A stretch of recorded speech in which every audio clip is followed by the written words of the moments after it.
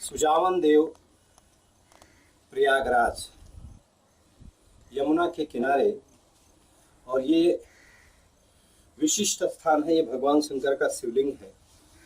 यहाँ के ठीक सामने, आप सामने की तरफ देखेंगे तो वह भगवान शंकर जी का विग्रह है।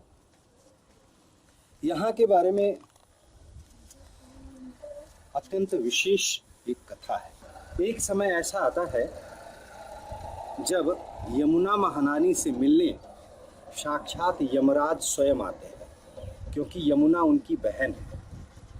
और वो जब उनको मिलने आते हैं, वो तिथि होती है यम द्वितीया की। उस समय यहाँ माने दसों लाख लोगों की भीड़ होती है। उस दिन जो यमुना महारानी का दर्शन करने आते हैं, क्योंकि यम जी स्वयं आते हैं और यमुना जी का गौरव बढ़ाने के लिए जो उनका दर्शन करने के लिए लोग यहाँ आते हैं, ऐसी मान्यता है कि उस समय यमुना जी का दर्शन करने वाले व्यक्ति को यम पास नहीं होता, माने यम अपने संकट से मुक्त करते उनका मोक्ष होता है। तो ये सुजावन देव जी का मंदिर है। यहाँ अनेकों और 600 वर्षों से इसका अभिलेख है। लगातार लोग जापान से, चाइना से, कहाँ कहाँ से लोग यहाँ आते रहे हैं। क्योंकि हमारे प्रयाग में 12 माधव में पद्म माधव का स्थान ये माना जाता है। और ये हाँ, पद्म माधव के ये पद्म माधव क्षेत्र है। इसीलिए पद्म माधव क्षेत्र में अभी और जो उनकी प्रतिमाएं थी, वो प्रतिमाएं भंग हुई हैं। इसलिए यहाँ अनेकों मंदिर हुआ करते थे पहले। वहाँ देखिए आप भग्नावशेष उसके दिखाई दे रहे हैं। ऐसे ये अभी शोध का विषय है। तो ठीक सामने ये जो मंदिर है, इस मंदिर में इसकी जो ऊंचाई है वो 75 फीट के आसपास है। और यह एक विशेष प्रकार के टीले पर टिका हुआ है। ऊपर आप चलेंगे तो ऊपर जो उसकी छतरी बनी है, उस छतरी में और अनेकों मुगलों के द्वारा उनकी इच्छा और उनके स्वास्थ्य की दृष्टि से वो लोग स्वस्थ हुए, इसलिए उन्होंने उसका जीर्णोद्धार कराया। अकबर ने जीर्णोद्धार कराया, ऐसा भी कहते हैं। उसमें उर्दू में उसकी लिपि भी है। भगवान श्री रामचंद्र जी के वन मार्ग की यात्रा में भगवान राम के द्वारा और पूजित ये शिवलिंग शोध के विषय है। परम श्रद्धेय डॉक्टर राम अवतार शर्मा जी के शोध के अनुसार, जिन्होंने और ये भगवान राम जी के वन मार्ग के मार्ग को सुनिश्चित किया है, वहाँ श्री सीताराम जी के चरण और अंकित किए गए हैं, लगाए गए हैं। आइए हम सब वहाँ के दर्शन के लिए चलें। आप देखिए, आज सोमवार है और आज वहाँ दर्शन करने वालों की भीड़ जमा होना शुरू हो गई है। एक समय ऐसा आता है जब यमुना जी वहाँ चली जाती है, तो ये पूरा का पूरा अच्छा बेटा, टेम्पल डूब जाता है या खाली रहता है? ये अब जो वहाँ पद्म माधव देख रहे हैं ना, ये वहाँ तक जाता है। मान लो थोड़ा वो बूढ़ जाता है, बस उससे आगे नहीं जा सकता। वो जो है जहाँ है ना वो नीचे पीला वाला स्थान। हाँ वो पीला वाला पद्म नहीं, ये जो लाल वाला दिख रहा है ना, जो छोटा सा वो अपना झंडे बनाते लगे हैं। वो पद्म माधव भगवान के चरण है। पद्म पद्म माधव भगवान विष्णु के चरण कमल हैं। इसका परिप्रेक्ष्य और है, जब वो समुद्र मंथन हुआ है, उस समुद्र मंथन के दौरान जो बैठकें हुई हैं ऋषियों की, उसमें वल्लभाचार्य की बैठक आपके वहाँ सोमेश्वर देव महाराज महादेव के पास हुई। और कैसे हैं आप? और स्वास्थ्य ठीक है? ये मिश्रा जी हैं। अच्छा और मिश्रा जी तिलकवार के हैं। अच्छा अच्छा। और वहाँ गेस्ट हाउस है कई, यहाँ भी इनका अपना लालापुर में। ये आप हैं, अंत हैं यहाँ। अच्छा बहुत सुंदर बहुत सुंदर। जी जी जी जी जी जी जी।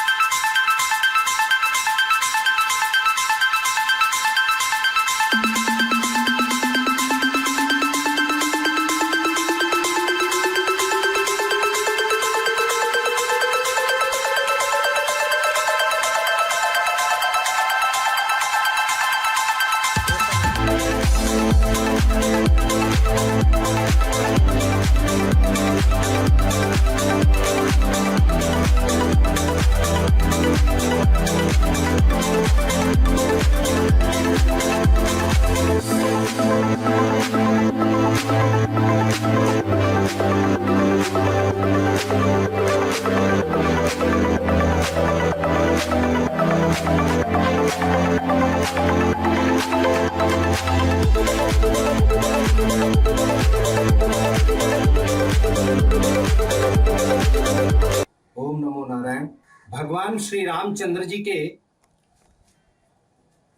14 वर्ष के वनवास काल में भगवान श्री रामचंद्र जी के ऋषि मुनियों से समीक्षा, उनसे आशीष, उनका दर्शन और उनका मार्गदर्शन लेकर के आगे जाने वाले मार्ग पर आज हम सब हैं। पावन पुनीत ये जो पावन धाम है, उस धाम का नाम है सुजावन देव। और सुजावन देव यह पावन पुनीत तीर्थ है। भगवान श्री रामचंद्र जी ने ठीक सामने यमुना मैया है, यमुना मैया से ये 75 मीटर 75 फीट ऊपर एक टीले पर विराजमान भगवान शिव हैं।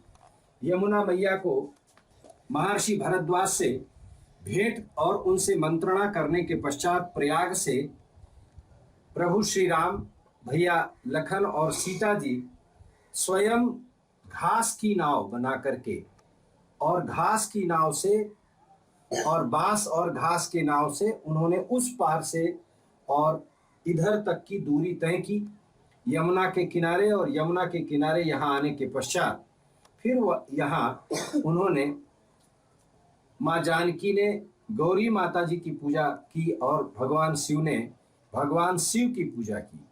आज हम उस पावन पुनीत शिव धाम सुजावन देव में हैं, क्योंकि प्रयागराज में पीछे के इतिहास के अनुसार द्वादश माधव माने 12 भगवान विष्णु, 12 विष्णु, द्वादश माधव के दर्शन होते हैं, वो यहाँ विद्यमान हैं, जिसमें से ये पद्म माधव है। और पद्म माधव माने इसके ठीक पहाड़ी में जब नीचे की तरफ हम चलेंगे तो वहाँ भगवान श्री के चरण कमल हैं। वह यहाँ से जाते समय लक्ष्मण जी और सीता जी के साथ वो आए, यहाँ बैठे और उन्होंने आकर के यहाँ भगवान शंकर जी का अभिषेक किया, पूजन किया। आइए यहाँ के परम पूज्य महंत ज्ञानेंद्र जी गोस्वामी, उनसे मैं यहाँ के बारे में और जानकारियाँ की, यहाँ का महत्व क्या है यहाँ की, और कब यहाँ लोग आते हैं, पूजा कब होती है, अमृतिया का क्या महत्व है और कितने दिनों से इसकी यहाँ का जो व्यापक मात्रा में जो यहाँ का महत्व है, वो श्रीमान महंत ज्ञानेश्वर गोस्वामी जो हमारे साथ हैं, वो हमको और हमारे संपूर्ण दर्शकों को इसके संदर्भ में, यहाँ के ऐतिहासिकता के संदर्भ में बताएंगे। सबसे पहले ओम नमो नारायण।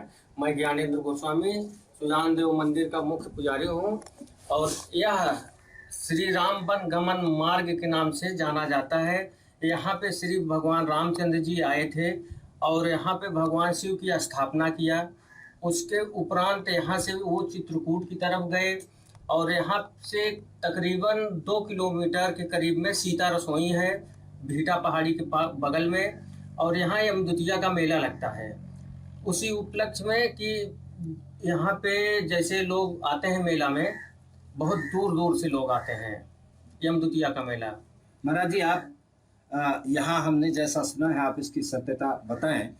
ऐसा कहा जाता है कि लाखों लाख संख्या में, जैसा यहाँ के बारे में, यहाँ के महात्म्य के बारे में जानकारी है और जैसा लोग बताते हैं, आप बताइए, इसकी पुष्टि करिए कि यहाँ स्वयं भगवान स्वयं साक्षात यम यहाँ अपनी बहन से मिलने यमुना से आते हैं।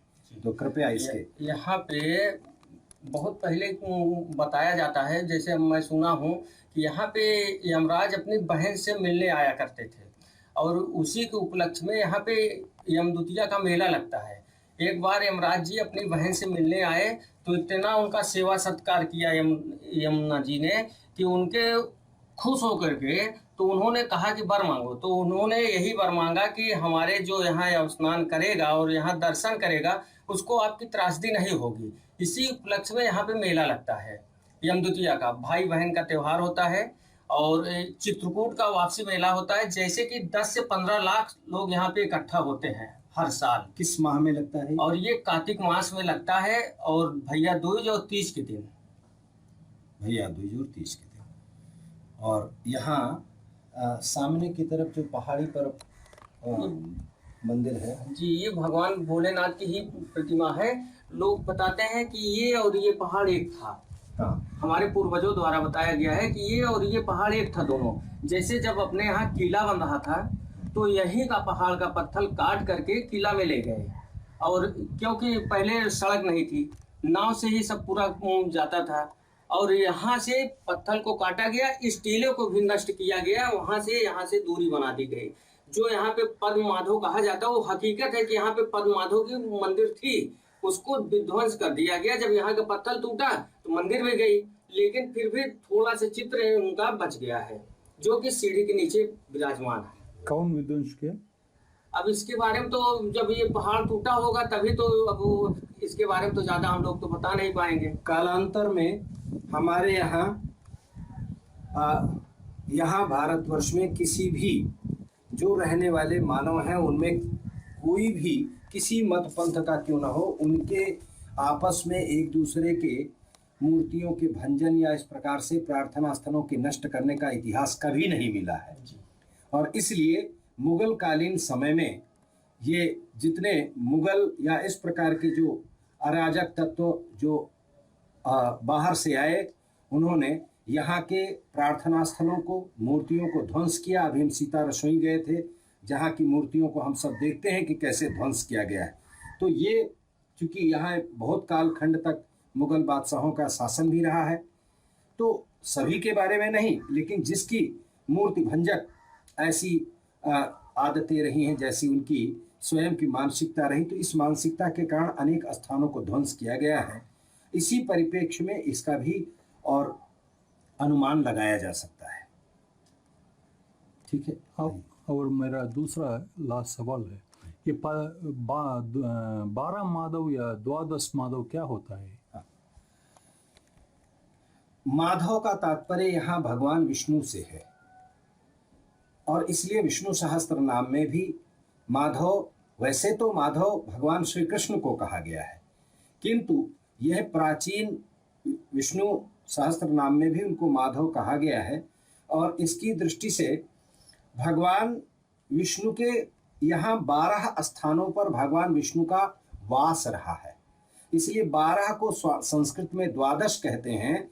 और इसी कारण से प्रयाग की इस महानगरी को, जो वाराणसी के पश्चात और संगम के लिए पूरे विश्व में व्याप्त है, एकमेव स्थान है पूरे विश्व में जिसको संगम कहते हैं और वो तीर्थराज प्रयाग कहा जाता है, और जिसमें गंगा माँ, गंगा पतित पावनी गंगा माँ, यमुना और सरस्वती तीनों जहाँ मिलती हैं, उसके कारण से उसको संगम तीर्थ कहते रहे हैं। तो इस संगम तीर्थ में और जो 12 माधव की परंपरा है, 12 माधव की जो रहस्य है, उसमें सबसे पहला स्थान भगवान बेड़ी माधव का है, दूसरा स्थान चक्र माधव का है, ऐसे ही ये पद्म माधव, इसी प्रकार से 12 प्रकार के भगवान और विष्णु के वास करने के स्थान है, जिसमें से यह भी एक स्थान है जिसका नाम पद्म माधव है।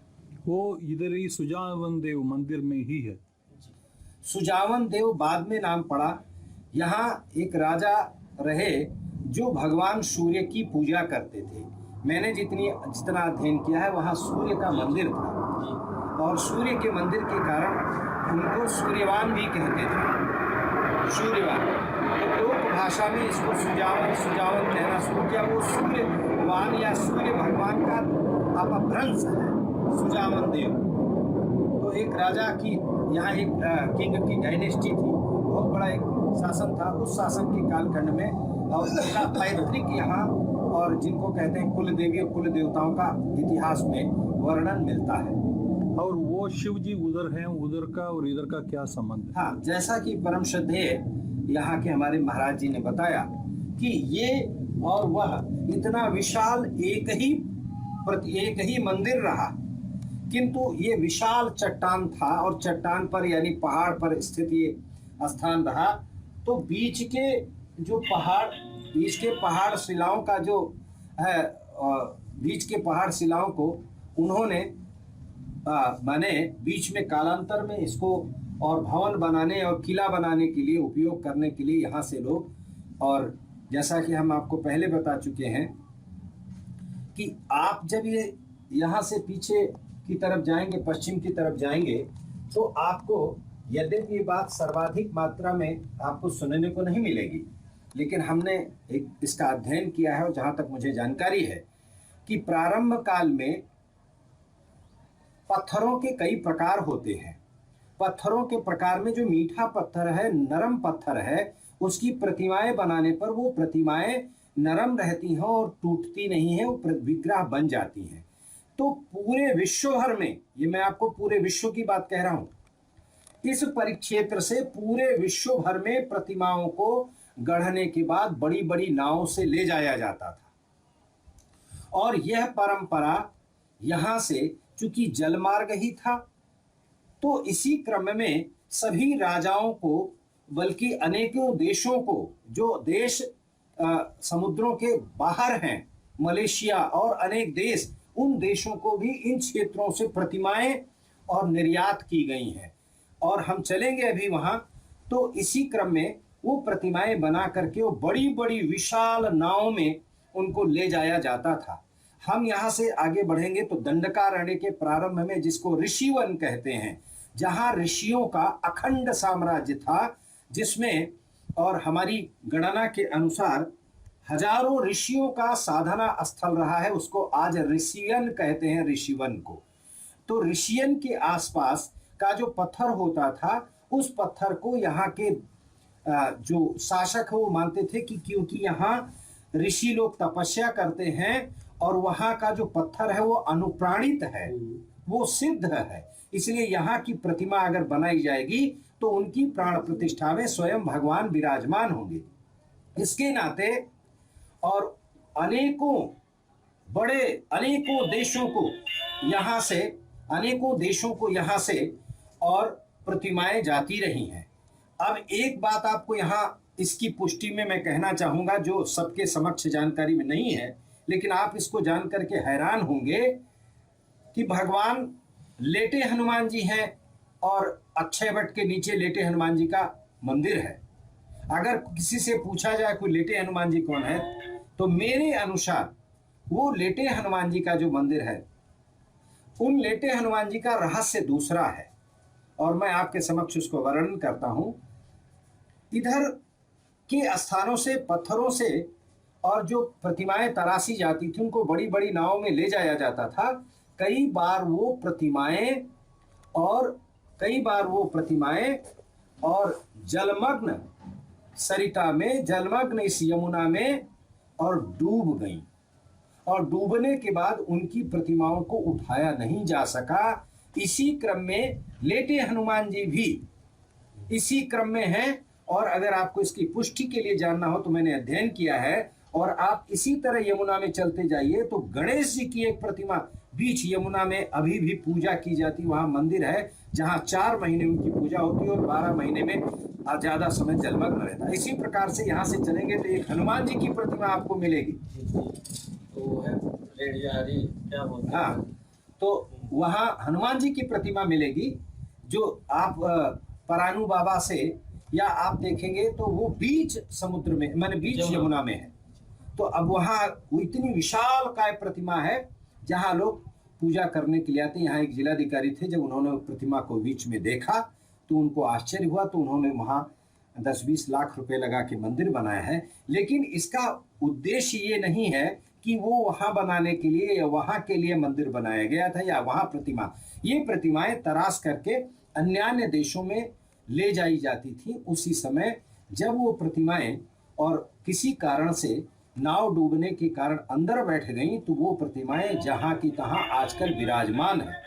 इसी क्रम में इस पावन तीर्थ क्षेत्र के पत्थर की जो कोमलता है, उस कोमलता के कारण ही यहाँ के पत्थरों को काट काट करके किले के लिए लोग ले गए।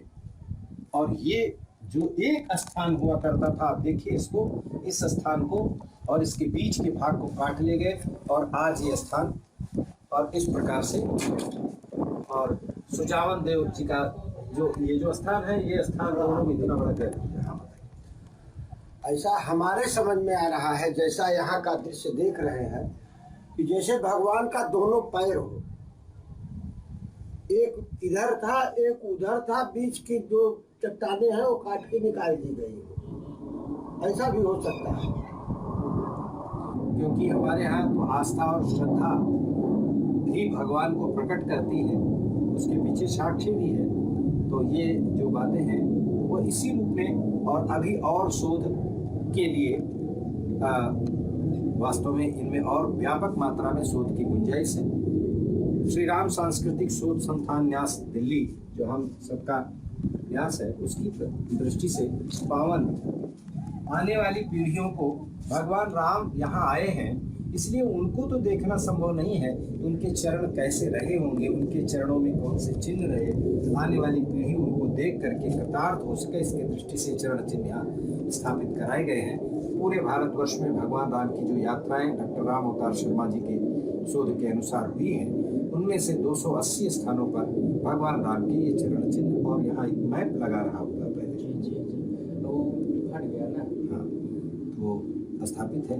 और आज के इस परिप्रेक्ष्य में भगवान सुजावन देव को हम सब प्रणाम करते हैं। हमारे साथ हैं श्रीमान सूर्य शंकर जी मिश्र तिलकवार और श्रीमान दिलीपन जी जो स्वयं कनाडा से हैं, अमेरिका से, और श्री हमारे पूज्य महंत यहाँ के प्रधान पुजारी हैं ज्ञानेंद्र जी गोस्वामी।